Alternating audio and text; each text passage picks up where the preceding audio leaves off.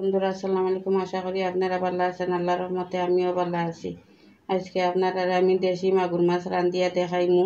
দেশি মাগুর মাছ হইল গিয়া টাউনও পাওয়া যায় না, আমার বাবার বাড়ি গেরাম থাকি আমার আম্মু পাঠাইছেন মাগুর মাছ। তেমন হলাম আমি যখন রান্ধমুতে আপনারাও শেয়ার করি।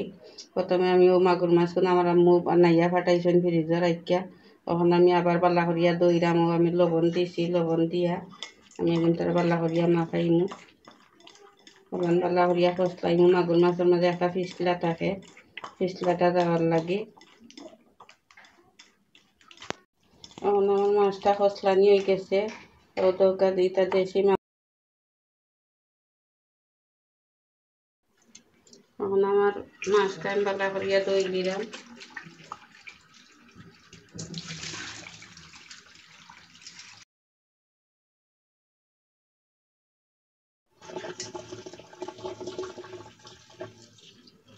তখন আমার মাছটা দেওয়া হয়ে গেছে। ওদেরকে আবার সাদা পানি আমি বার করছি দইয়া।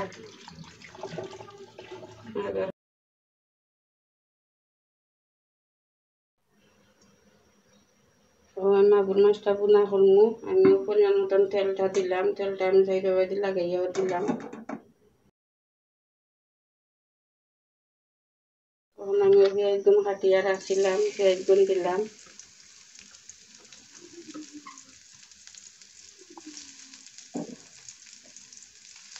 এখন আমি পেঁয়াজটা বাদামি কালার করবো।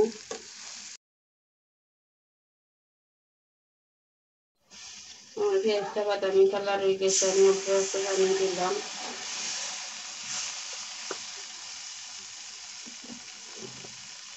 আমি পরিমাণ মতন হলুদটা দিলাম, 1 চামচ মরিচের গুঁড়া দিলাম, আধা চামচ ধনিয়ার গুঁড়া দিলাম, অল্প একটু শুকনোর গুঁড়া দিলাম।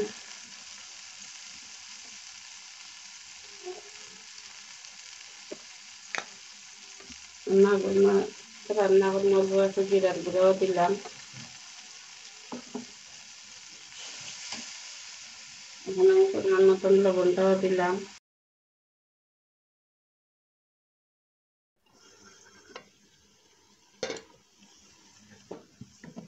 এখন আমি 1 মিনিট আমার মশলাটা কষাইলাম।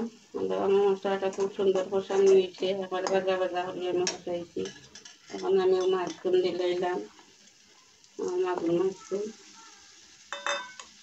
এখন অল্প একটু পানি দিব, দিয়ে আমার মাছটা আবার আমি কষাই নিই, পরে আমি জল দিব।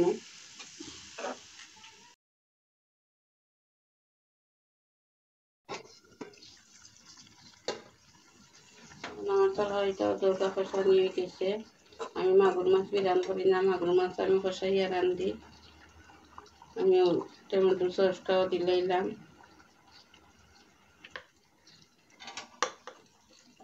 আমি একটু লাড়িয়া দিলাম। এখন আমি জলটাও দিলাম। জল আমি বেশি দিতাম না, বোনা বোনা রাখবো।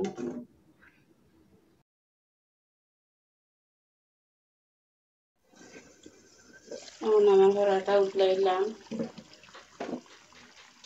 আর মাগুর মাছ বোনাটা হয়ে গেছে। এখন আমি লামাই দিব। আজকের ভিডিও পর্যন্ত আপনারা ভালো লাগলে আপনারা আমার লাইক কমেন্ট শেয়ার করবা, আর আপনারা সবসময় আমার লগে থাকবা, আপনারা আমার সাপোর্ট করবা। আপনারা ভালো থাকুক, সুন্দর থাকুক। আসসালামু আলাইকুম।